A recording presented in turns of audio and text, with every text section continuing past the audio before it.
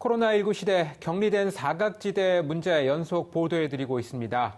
지난 이틀에 걸쳐 코호트 격리의 여러 허점을 짚어봤는데요.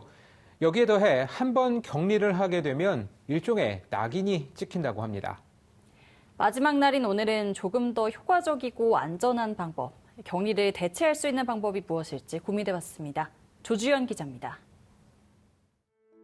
국내 첫 코호트 격리 조치 시행 이후 9개월이 흘렀지만 아직 코호트 격리의 실효성을 평가하고 경험을 나누는 자리는 없었습니다.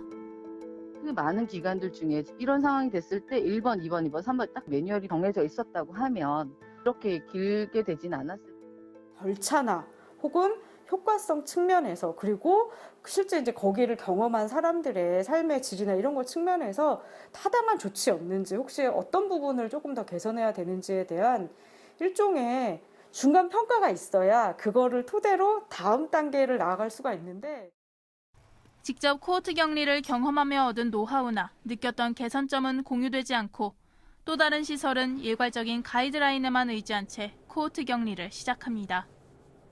현장에서는 우선 명확한 기준 없이 8개월 넘게 시설에 격리 중인 입소자들의 숨통을 틔워줄 예외를 만들어야 한다는 의견이 나옵니다. 사회복지사가 동행하거나 직원들이 동행할 경우나 이럴 경우에 있어서는 좀 자유롭게 할 수 있게끔 여러 지금 형태가 좀 필요하지 않을까 좀 싶어요. 지금은 그것도 없는 상태에서 이용자들을 계속 가둬놓는 형태이기 때문에 이거는 인권 침해적 요소도 굉장히 많고. 종사자를 위한 대체 인력 제도도 보완해야 합니다. 현재 각 지자체에서 대체 인력 풀을 운영하고 있긴 하지만 현장에서는 여전히 부족합니다. 장기적으로는 감염병 예방에 적합한 시설 구조 개선과 함께 각기 다른 시설에 맞춤형 격리 지침을 조언해 줄 수 있는 전문가, 기술 지원이 필요하다는 지적이 나옵니다. 실제로 그게 현장에서 적용될 때에는 가서 누가 좀 알려줘야죠. 어떻게 동선을 바꾸고 그래야 되는지 전문성과 역량이 쌓인 공공보건 의료와 관련된 그런 기술 지원이 사실은 같이 가야 된다는 게 저는 핵심인 것 같아요.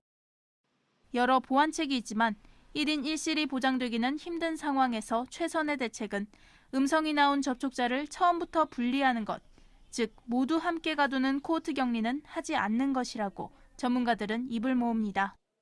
처음 한 번 검사에서 음성으로 나온 사람은 그 다음에 며칠 있다가 다시 양성으로 나올 가능성이 크잖아요. 아직 검사가 양성으로 안 나왔던 그런 환자의 가능성이 큰데 그런 접촉자들이 서로 같이 있는 게 문제예요. 코호트 격리 안에서.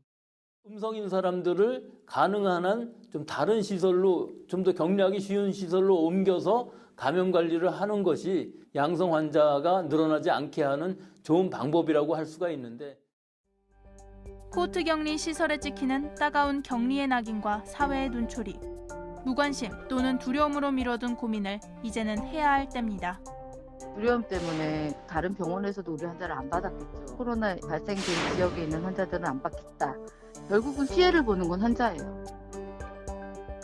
TBS 조주연입니다.